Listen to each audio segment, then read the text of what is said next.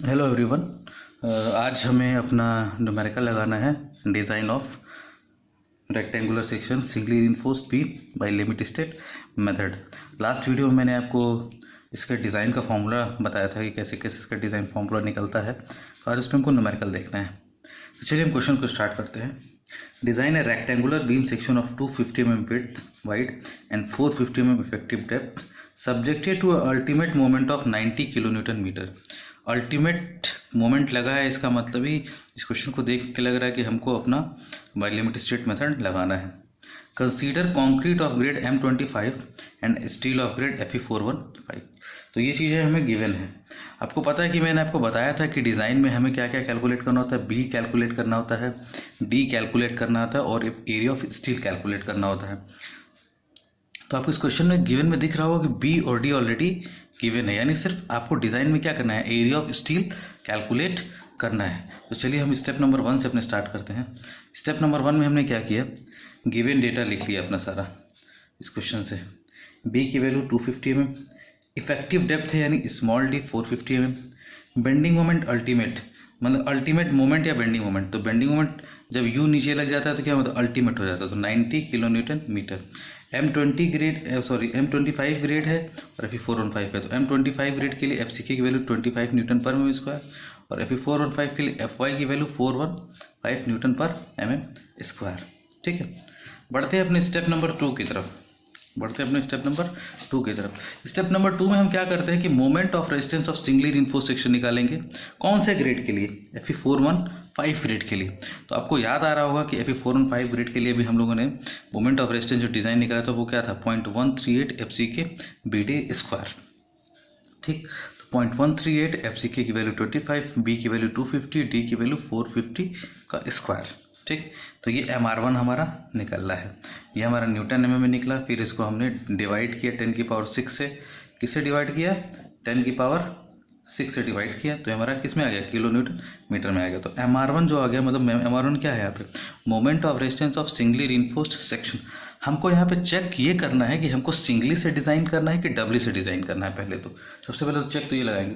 तो उस चेक के लिए हमको दो कंपेरिजन होता है, बेंडिंग मोमेंट और MR1 का कंपेरिजन होता है। तो हमको बेंडिंग मोमेंट ऑलरेडी क्वेश्चन में गिवन है, हमने MR1 निकाल लिया।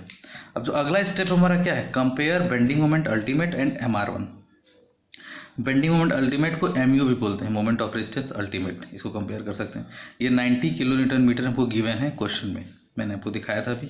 MR1 जो हम लोग कैलकुलेट किया, MR1 क्या है, moment of resistance of singly reinforced beam section.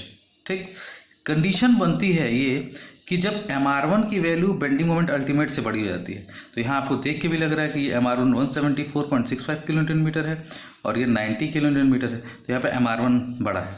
तो जब MR1 मतलब सिंगली जो moment of resistance of singly का अल्टीमेट मोमेंट से अगर बड़ा है तो design for singly reinforced beam section. मैं एक चीज़ आपको थोड़ा सा यहाँ डिराइव कर देता हूँ कि अगर सेम चीज़ में अगर आपका बेंडिंग मोमेंट MR1 से बड़ा होता तब ये कौन सा केस आता है आपको, डबली रिइंफोर्स्ड सेक्शन। तो अभी खैर हम लोग अपने क्वेश्चन पे फोकस करें, इसको थोड़ी भूल जाए, ये आगे भी आएगा, न्यूमेरिकल हम लगाएंगे। तो MR1 यहाँ पे बड़ा है, तो MR1 जब भी बड़ा होगा बेंडिंग मोमेंट से तो क्या होगा, design for singly reinforced beam section होगा। ठीक है, अब जब सिंगली रिइंफोर्स आपको पता है कि MR1 को हम लोग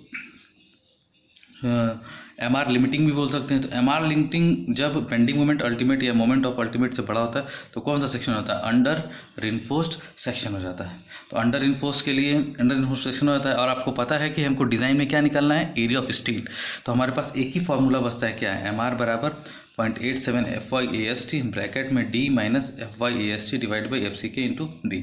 ये फॉर्मूला आपको याद होना चाहिए कि हमको इस फॉर्मूले से निकालना क्या है, एरिया ऑफ स्टील निकालना है हमको। ठीक, MR क्या होगा हमारा, बेंडिंग मोमेंट से कंपेयर हो जाएगा, तो उसको क्या बोलते हैं, MU भी बोल सकते हैं हम शॉर्ट फॉर्म में। तो कितना हो जाएगा, 90 किलो न्यूटन मीटर। इसको हमने क्या किया, 90 to 10 की पावर 6 क्यों किया, क्योंकि ये सारी वैल्यू न्यूटन mm में कहीं ना कहीं होंगी। तो इसको हमने न्यूटन mm में चेंज कर लिया 10 की पावर 6 से।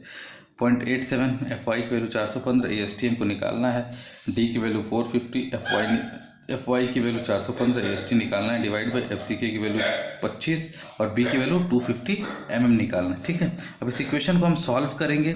ये कैलकुलेटर से आप इक्वेशन को सॉल्व कर सकते हैं। इस इक्वेशन को सॉल्व करने पे जो हमारी वैल्यू आएगी ए एस टी की 608.58 mm²।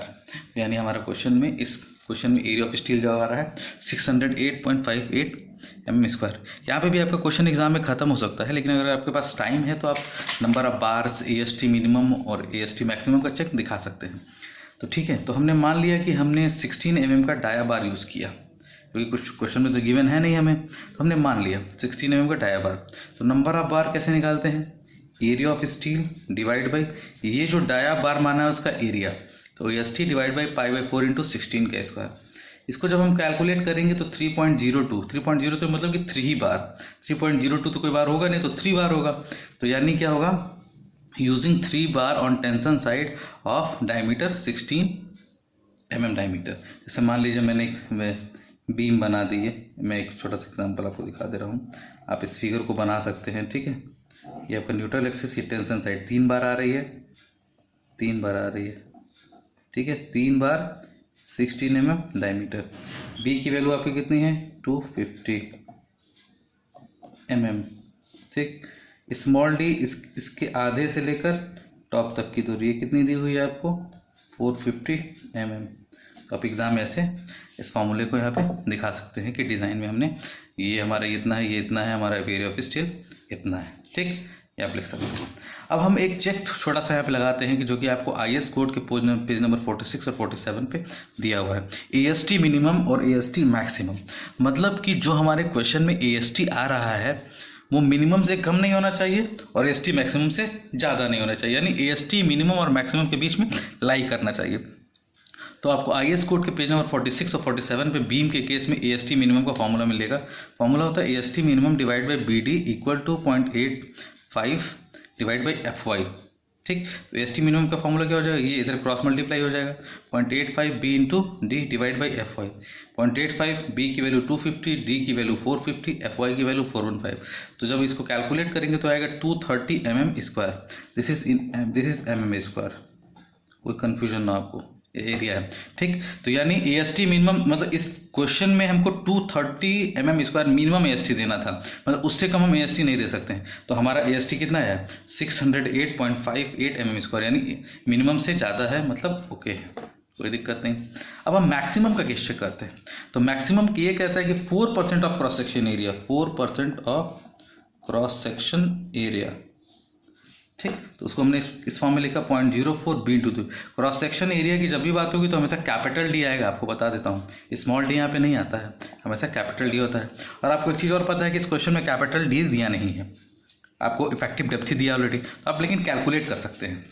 देखिए, कैपिटल डी का जो फॉर्मूला होता है वो small D plus clear cover plus diameter of the bar का आधा। ठीक, तो इफेक्टिव डेप्थ आपको 450 दिया है।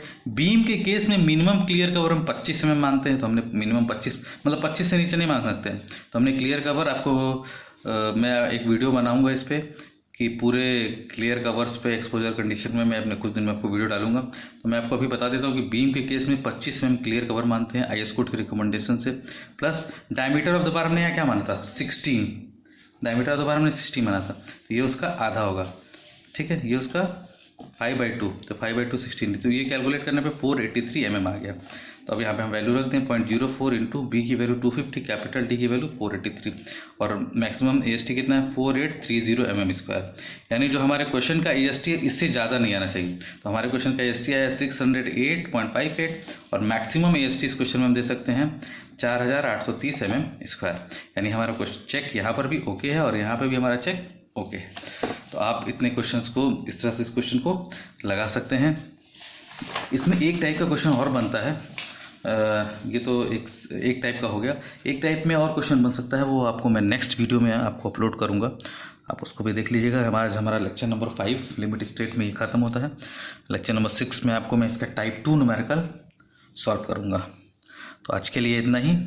आपको कोई भी स्टेप इसमें अगर नहीं समझ में आया हो तो आप हमको कमेंट सेक्शन में डाल सकते हैं। तो आज के लिए थैंक यू।